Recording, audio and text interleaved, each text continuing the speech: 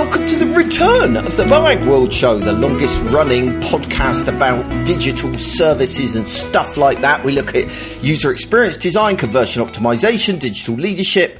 Nobody requested it, but we're back anyway. My name is Paul Boag, and I am, of course, being joined by Marcus Lillington. Hello, Marcus. Hello, Paul. This is very weird. I don't know what to say. I haven't done this podcasting. It's not true, actually. I have done some podcasting, but not like properly, not like professionally. Not grown-up podcasting. Exactly. Is this grown-up podcasting? It's not really, is it? No, well, everyone will be groaning if it is. There you go. First joke of the show. That basically the number of people that have said, "Oh, is Marcus bringing his jokes back?" It's like the only thing they listen to it for. It's I don't know why we talk about web design. We should do it at the start. No, they've got to sit through the whole bloody boring thing to get to the joke at the end. Yeah, good point. So the reason I'm going to pretend there's a reason that we're returning beyond the fact that we just missed doing it. Really, it was nice because it's our chance to hang out together, isn't it? Really, and yeah, and in my case, it's like I realise that I know nothing now. And the things that I used to know were from the podcast. So this is purely selfish on my behalf. I'm not interested in the listener at all. It's not true. But no, it's Paul and I talked about this at the end of last year about what could we do? You know, we're not doing enough marketing, blah blah blah. And it's like, well, we could do the podcast again. Not really believing that it's going to bring in any business or anything like that, but we just went, yeah, brilliant, let's do it. So that's where we are. I've been a bit shocked, if I'm honest with you, Marcus, because that was my response. It's like, well, we could do that because it's a bit of fun, really, as much as anything. But then I started to talk about it online, and I was quite overwhelmed. I was almost emotional. At the enthusiasm that there was behiand it. No one will actually listen to it, though, Paul. They just said they will. They like the idea of it. Yeah, so that's good enough, really. Well, no, I'd quite like them to actually listen to it. I think, and that actually brings us on to an interesting thing. One of the things that a lot of people said is, it was so significant to me when I was, doing X, Y, and Z back in the day. I don't really do web design anymore, right? Yeah. But here's the thing, I think people mentally have kind of pigeonholed us in 2010. And we kind of, in their heads, we haven't changed since then because they haven't really heard us since then. But I think it is important to say that as far as I'm concerned, we obviously have moved on as well. And so, you might be thinking, well, I don't really do web design anymore because I'm a UX specialist or a marketer or a content specialist or a team lead or a digital project manager or an agency owner or freelancer or whatever else. We've kind of grown with that. I think that's really important to say. You are a consultant. I'm a consultant.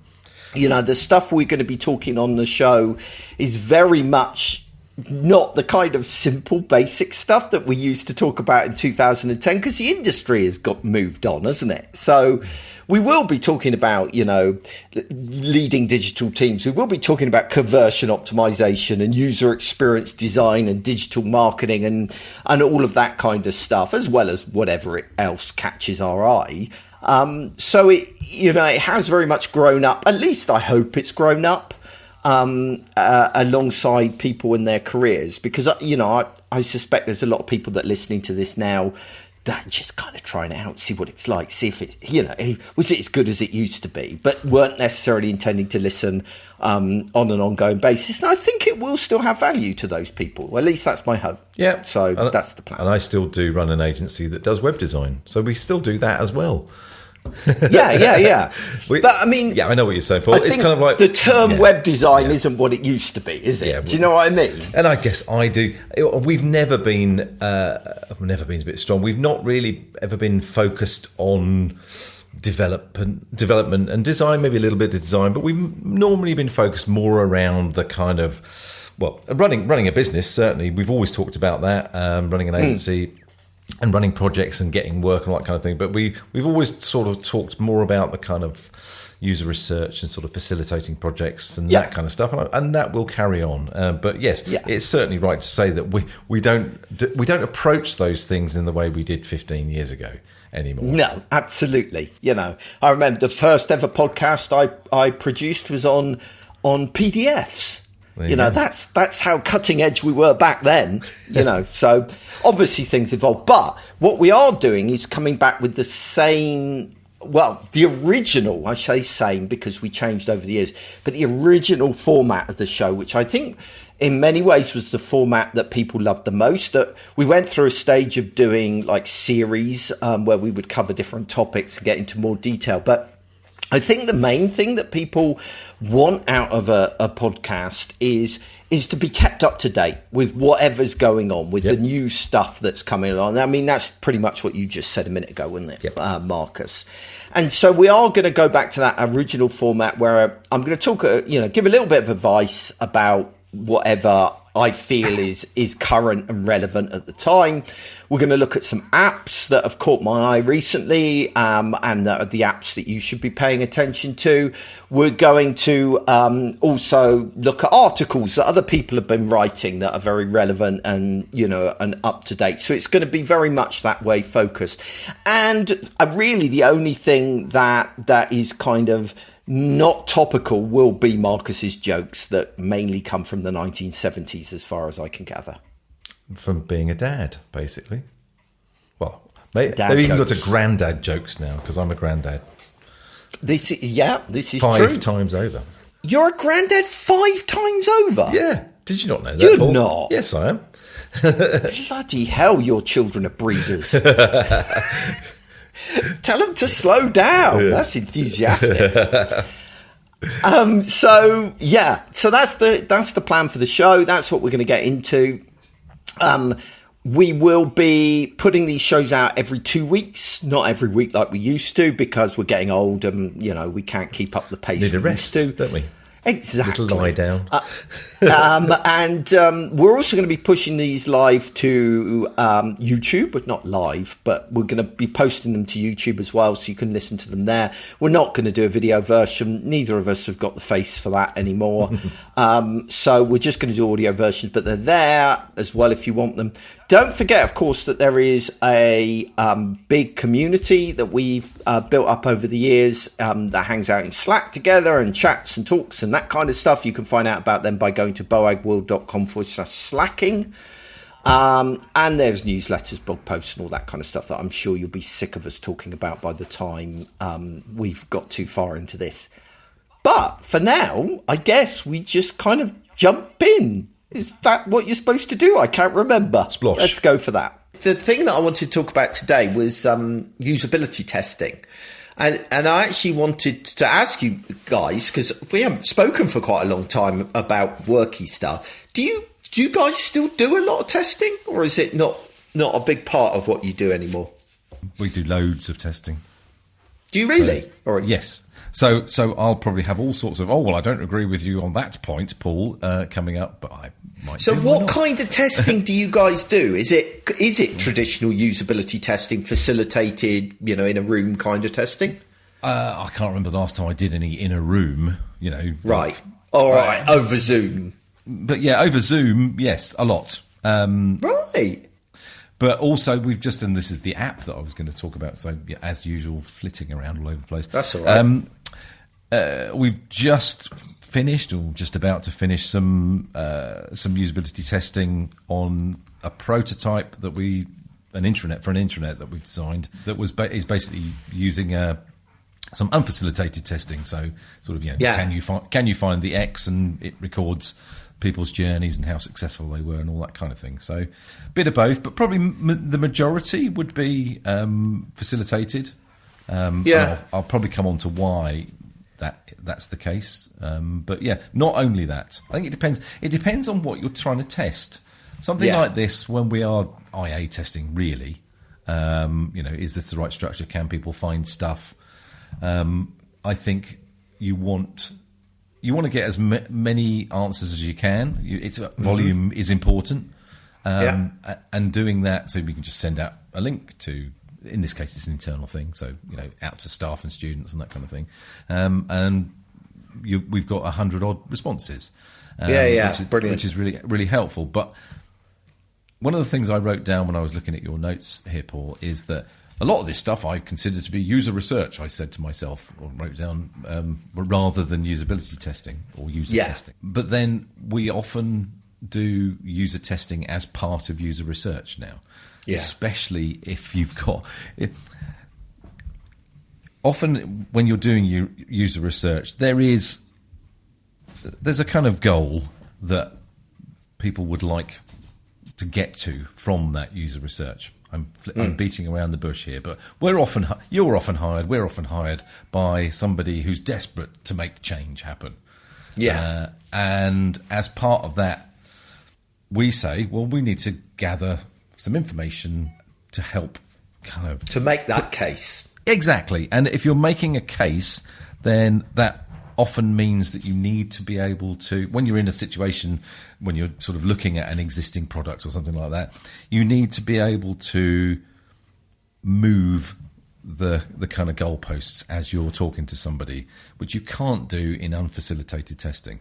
There's no option to say, oh, well, let's explore that a bit further, because you're thinking, well, this is really the stuff we want to be able to play to the big wigs later, which obviously you can't do with unfacilitated testing. But as I've just said, we do both. So, yeah.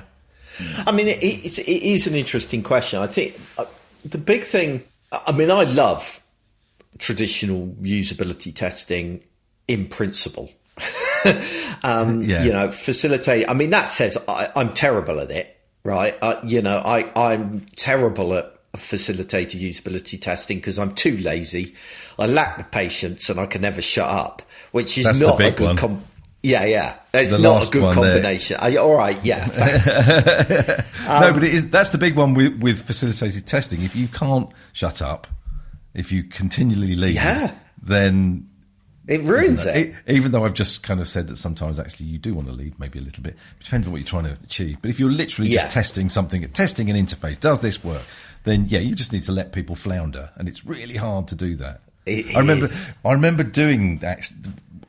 We worked for the University Hospital in Southampton, doing some wireframing, IA, new design, that kind of thing, and went off to their developers to be built. And we did some wireframe usability testing, and I never forget this, and I still say it to this day, that the general public will never stop astounding you with their ability not to understand what you're putting in front of them. Yeah. And we had a version. It was like, because it was quite a long. There were a lot of elements to the IA. There was too many, like 11. Landing pages, or was the top level. And it's like, but we want to get rid of the home page, the home link there. And it was like, not sure about that. Or maybe we could do a little home icon, all this kind of thing. And basically, when you're just doing a simple test, and this is quite a long time ago now, maybe 10 years ago. But anyway, we were asking people to do a test, go and find the blah, blah, blah, blah. And then the next one would be, and now can you return to the home page? And nobody clicked on the logo, and people floundered if they didn't have the word home. No one clicked on the home icon either. And it's just like, so you just need to remind yourself of that quite often, that people don't live in the same world that we do. I totally agree. It is such an enlightening process to go through, and I remember going in and doing usability testing in people's homes as well in the past, and that is mind-blowing as well, just to see the environment and the way people interact with the internet in their home environment. So it's absolutely invaluable. I think my problem is that it is time consuming, and that when you talk about usability testing and user research and that kind of thing, people's minds immediately go to in-person facilitated testing, which they know takes a long time and they know is complicated to do. And so they kind of just give up and they go, we can't do that. We haven't got the time and the energy. and it's complicated to schedule sessions, and it's time consuming, and all of those. That's the kinds of worst things. part of it. Is the oh no, and I've got to try and get 3 in on Wednesday, and then somebody and people cancelling on you. It's done times. Or just not turning up. It drives me mad. Yeah, exactly. yeah. Whereas if it's unfacilitated and they decide not to bother, then who cares, kind of thing. Exactly. Yeah. But I mean, the flip side of that is, you do get such a deep understanding of people through doing facilitated usability testing, because you can ask questions, you can follow up with things, you can adapt as you go, and so it is really useful. And I'm never suggesting that it's not a part of the mix, because it's just too good. But I do worry that it kind of, people think that's it. That's all you can do. I've got several clients that regularly do facilitated usability testing, which is wonderful that they're doing it, but it slows their projects down. It means they really only do one round of testing, and they do it quite late in the process, and so it's more difficult to change things, and so I think people need to broaden their view, really, and that's what I wanted to get at today, was the fact that there is so many more options than just facilitated testing. Of course, there's unfacilitated testing as well, where, as you say, you just, if you don't know what that is, basically you give people a link to a prototype. They go and interact and complete whatever tasks you ask them to do using that prototype, but you encourage them to speak out loud, right? There's nobody facilitating it. There's no one sitting there alongside them. They're just, asked to kind of say what they're thinking, say, what they're thinking of clicking on and why, and all of those kinds of things. The testing, the unfacilitated testing that we've just done, doesn't even involve people speaking out loud. It's just Can you complete a task? Yeah, basically, yeah. And are you monitoring things like how long it's taking them to complete the task, how many mistakes they're making along the way, that kind of thing? Yes, all of those things. Are you using Maze for that by any chance? Maze is what we're using for that. Yeah. Yes, exactly that. And it records heat maps of where the most common places are where people click on, that kind of thing. It's really good. What I was going to say, the reason why I interrupt you there is, you need, even though this is kind of maybe against the reason why we're saying unfacilitated testing is good, because it's quick and you can get it done, you really need to test your tests on these ones before you share them with the wider world. Because they can fall over so easily with things you didn't think about. But from I'm actually reviewing the results. This is my current job on my screen, as it were, going through what it's telling us, and I'm making decisions along the lines of what percentage of users were successful in in this task. And if it's over 90, then you can probably go, well, you're fine then. Keep it as it is. However, on one of them, it's like 85% success rate, but if you look at the heat map, no one clicked on the thing that we thought they were going to click on. So it's like, interesting, really interesting. And the 16 screens to get to it. And this is the shortcoming of unfacilitated testing, and why you need to be really clear about why you're doing it, because that's not going to tell you why, right? It doesn't tell you why they clicked on that thing. So unfacilitated testing is great for judging, can people use this? But if the answer is no, they can't, then you probably need facilitated testing to work out why. Not always, but sometimes. I think on this case, I think that the link that we thought they would click on isn't linky looking enough. I think it's as simple as that. Yeah, I mean, sometimes it'll be obvious. Yeah, absolutely. So, I mean, there's unfacilitated testing. There's also things like surveying, which I know this is where you're thinking, well, this is kind of user research. Yes. Yeah, and you are right.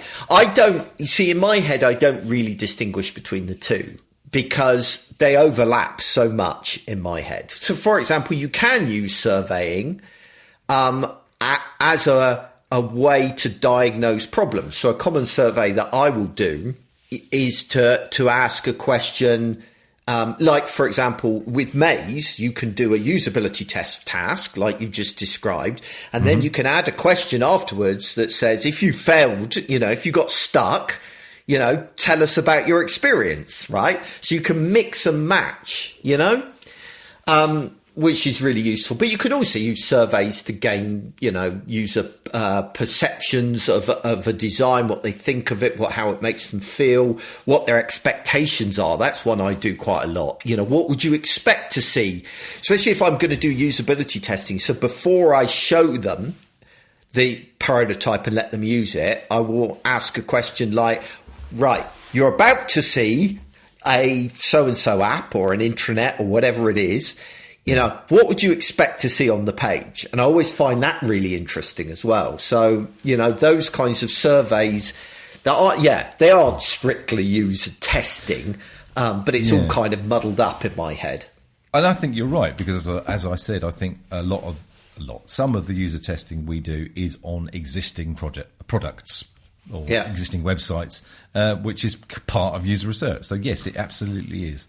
It's just I tend to kind of think of it as we've built this new thing and we are going to test it, but it's not always like that. No. With surveys, what we often do, and I think this was one of the other points on your list, so I'm probably doing a nice segue here, is we tend to use surveys to try and identify top tasks, and just that. Yeah. Just literally get people to kind of try and say, are you this type of user? Please select the user that describes you the most, and then show them a big long list, 50 to 100 tasks, and pick 5 of them that apply to them the most. If you're visiting this website, what is it you most want to learn or do? Pick 5 up to 5 from this following list. And some people balk at the length of the list, but it means that the results you get are maybe not totally quantitative, but they are more so than just asking somebody, what do you use the website for? So we found them to be really helpful. Yeah, what I do with that now is I have the big long list, but it's got search. So people can type in what they're expecting to find on the list. And then they can vote for the thing. But also, the other thing with that is I enable them to, if the thing they're looking for is not there, they can add it. Right. Nice. What do you use to do that? Well, I was trying to find, I know one app that I used to do it, which is an app called Poll Unit. We still use SurveyMonkey. Might do it. I don't know. Yeah, but Poll Unit does the voting up and down thing, the search thing, all of that kind of stuff. But I found another tool more recently that I liked even more than that. But I can't quickly find it, which is really annoying. If it comes to me, I'll put it in the show notes.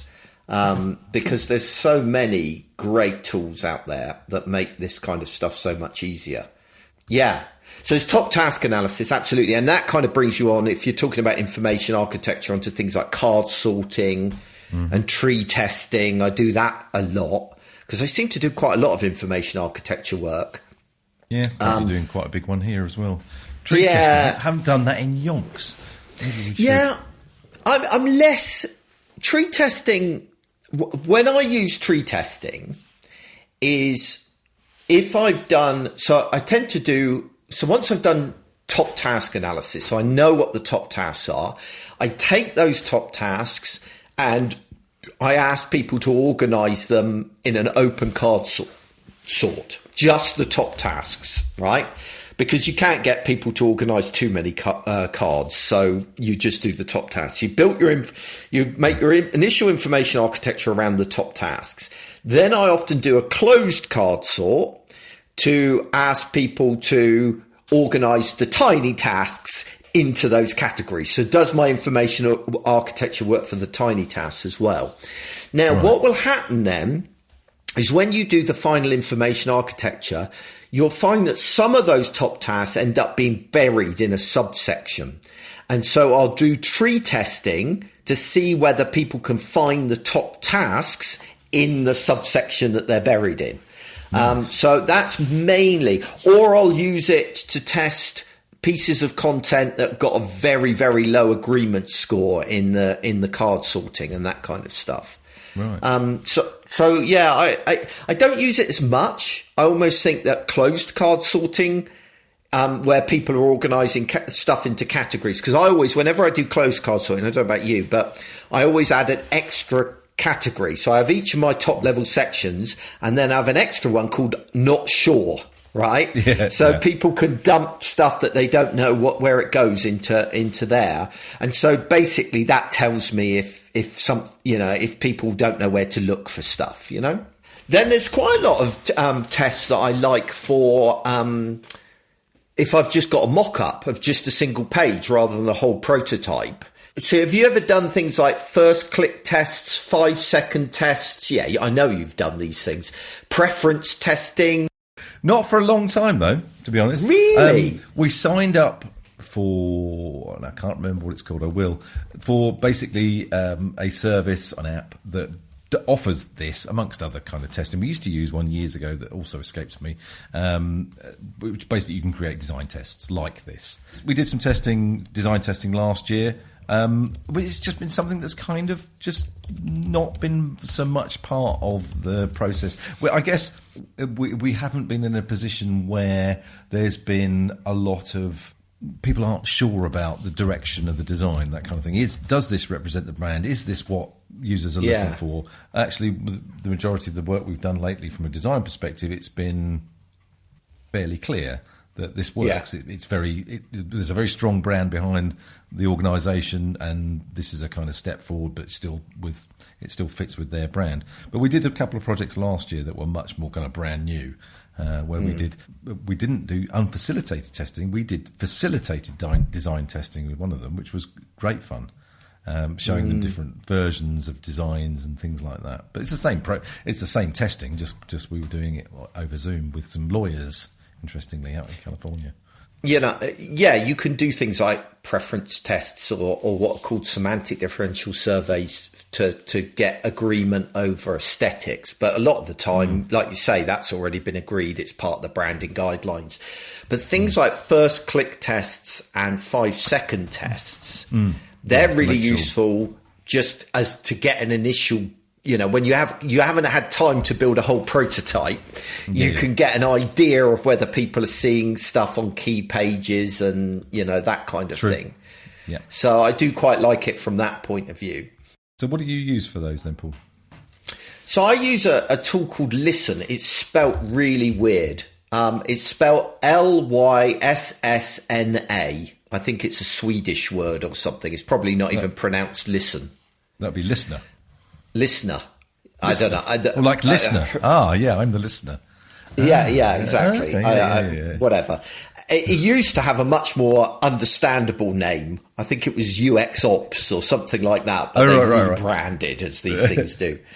And so it does all of those kinds of tests because I don't think Maze does. Which one doesn't it do? It's either it doesn't do a first click test or it doesn't do a 5-second test. I think it's the first click it doesn't do. Right. By the way, I've remembered that other top task tool. It's called User Reports that I found recently. Userreports.com. That enables you to kind of do that voting up and down and the searching and stuff. I haven't actually used it yet because I've only found it recently. Okay, cool.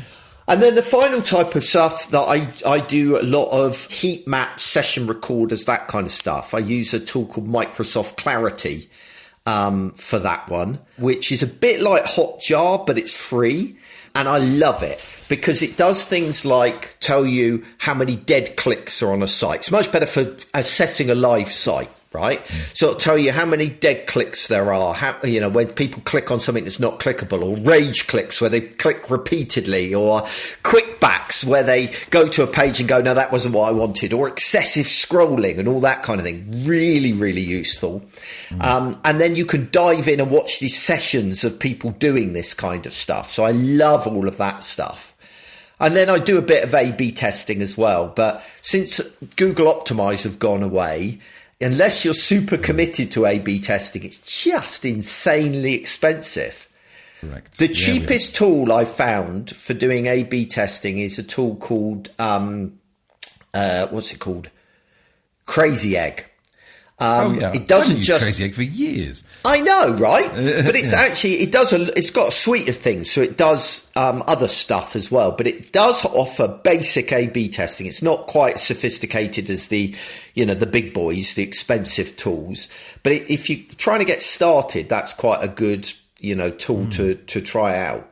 So there are certainly loads of alternatives more than just traditional usability testing, which I guess was really the point of what I was trying to get across in today, to kind of encourage people to experiment a little bit really with the different things that are out there. What you're really trying to do with a lot of this stuff is just try to ascertain that you're including the important stuff and you're putting the most important stuff at the top, and I'm being very, very basic here, but you've got things in the right priority order, and they're labelled intuitively. For me, there are three things, right? There's, do they like it, right? So does it appeal to them? Does it create the right emotional response? And that's where you do your semantic differential surveys or your preference tests and stuff like that. Do they get it? Do they know what the site is about? So in that case, it tends to be things like a 5-second test where you show it to them for 5 seconds, take it away, and did they know what was on there? And the final one is can they navigate it, which is your traditional usability testing. If you're going for simplify, can you find it? So I mean that tends to be the way I think about it, and I just think. Another big mistake that I see people making is they do testing because that's what they're meant to do, right? It's time to do testing now, right? Because we put it in our statement of work, or because that's what you do. While I don't work that way, right? And I'm not saying that's inherently wrong, but for me, I test when I've got a question, right? You're at a crossroads. Yeah. Where either that people are disagreeing about the best approach, or I'm unsure about something and how to do something and the best way of doing it. It's those kinds of situations. So it's doing testing when there's a need, not just because now is testing time, Very wise words, Paul. Oh, there you go. So, in fact, the next thing we were supposed to be talking about was apps. And actually, we mentioned one already, which is Listen, Lyssna. Now, that's a great app for if you just got a mock-up, right? So, if ever you're having you've got a difficult client who's saying, oh, people aren't going to spot my call to action, or people aren't going to understand what it's about, or it doesn't feel cool enough, or all that bullshit, right? Listen is your go-to for that one, because you can do surveys where you can ask them what words they associate with the design, and if they do associate the word cool with the design, then it's going in the right direction, whatever that means. That's a really bad example, but you get what I'm getting at. Absolutely. And one of the first things I do with those tests, just to go off on one again, is if I get into that kind of situation at the very beginning of the project, if there isn't an existing set of brand guidelines, I ask for a list of keywords. Agree a list of keywords. I mean, I know you do the same thing, or you always used to. I presume you still do. Absolutely, 100%. There's actually a set of cards you can get called Brand Deck, which is helps you do an exercise. But there's all kinds of different exercises you can do to get those words. But once you've got those words, then what you do is you create the design, show it to the client, and the client says, oh, well, I find it a bit boring, or it's not very, it's uninspiring or whatever. So what I then do is I run a test where I have all of the keywords that we wanted to communicate, all of their opposites, right? So if we wanted it to be, approachable, then we put unapproachable in, and then any of those keywords that the client thinks that the designer's got, right? Then what you do is put it in front of users and you give them those words and let them pick which ones are relevant, they feel. And if people don't select the words the client used, then you've got evidence that, that's just their opinion and not the actual end user's opinion. So that can be really useful for kind of diffusing arguments. You could do that in Listen. You can also do first click tests, which are great for just seeing if people understand the navigation. And the reason that first click is so important is because in usability studies, if people get their first click right, they've got almost double chance of completing the task than if they get the first click wrong. So what you basically do is show them a graphic with the home page or whatever and the navigation on, and you say, where would you click if you wanted to do X? And if they and it records where they click on the screen, and you get a heat map back. Yeah. So that Listen is great for that. And then what else does Listen do? 5-second test. So I normally show it for 8 seconds rather than 5, because 5 feels very short to me. And also, apparently, people spend an average of 8 seconds assessing a page. So I show them the design for 8 seconds, then it vanishes, and you either ask them to recall what they remember from the page or what the website was about, depending on what you want to know. And that's a good test as well. So that's Listen. By the way, if you don't want to Google it, all of the links that I'm going to share with you now have all got the same format. It's boag.world, not boagworld.com. Don't get confused. boag.world / the episode number, which is 001 -1 in the case of Listen, right? Just try to help you find these things, but you can Google them as well. Second tool I wanted to mention is UX Metrics. UX Metrics is my favorite tool for card sorting and tree testing. The kind of go-to one in the industry is Optimal Sort, but I find it overpriced and difficult to use personally. UX Metrics is much, much simpler, creates a better user experience both for you using the app, but also for your participants. Really can't recommend it enough, and it's cheap as well, which is great. In fact, I think they might even have a free tier, as I remember. So those are boag.world / 001-2. And then the third tool I wanted to mention, I don't think you can really call a user research and testing tool, but I've included it anyway because it's a bloody useful tool. Because it impresses stakeholders, right? So this tool is called Attention Insight. And what Attention Insight does that I absolutely friggin' love is it's taken thousands of hours of eye tracking studies, right? And it uses AI. So instantly every stakeholder is impressed. Ooh, AI. It uses AI to predict I think it's a 94% accuracy where people will look on a mock-up. So you can upload a graphic to it, a mock-up of a homepage or a whatever page, and it will create you a heat map showing you where people will look on the page. And it's really great for proving to clients and stakeholders that yes, people will see your logo, and yes, they will look at the call to action and all of that kind of stuff. So that can be and it's like €19 per month, and you just, cancel it when you don't need it. So it's really cheap, really useful. And it's also quite nice if you're a lone designer like I am, as almost as a bit of a kind of sanity check. Because you've got. Yeah, exactly. So I kind of use it in that way. I almost think of it a bit like a spell checker or grammar checker, but for designers, So that's quite nice. So that's boag.world / 003 for Attention Insight. So those are the three tools I thought I'd recommend this time. Even I might look at those, Paul.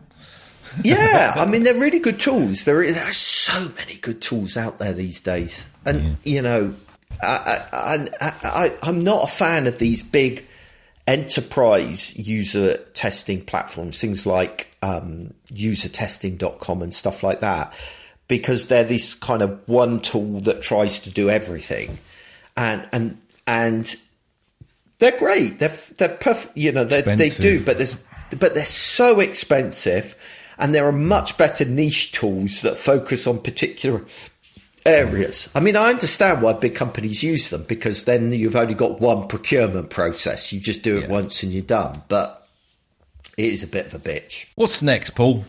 Yeah, Articles. let's talk articles. Yes.